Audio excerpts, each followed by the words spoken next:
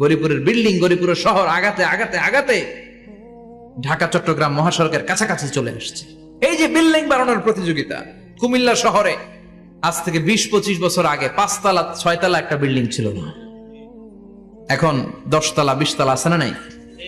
ঢাকায় আজ থেকে 20 বছর আগে 10 তলা বিল্ডিং খুঁজে পাইতেন আপনি? নাই।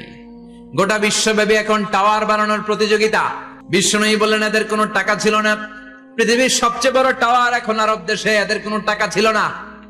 আরব দেশের সৌদি আরব, কাতার, কুয়েত, বাহরাইন এখন স্বর্ণ আর তেলের খনি পেয়ে আল্লাহরে ভুলে যায়। এদের খাওয়ার মতো কিছু ছিল না।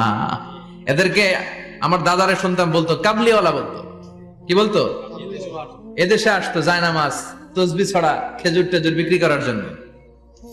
এরা জেলে পাড়ার লোক ছিল, আরব সাগরের তীরবর্তী এলাকার মানুষ। সাগরের মাছ মেরে এরা জীবন ধারণ করতো। আল্লাহ এদেরকে তেলের খনি দিলেন।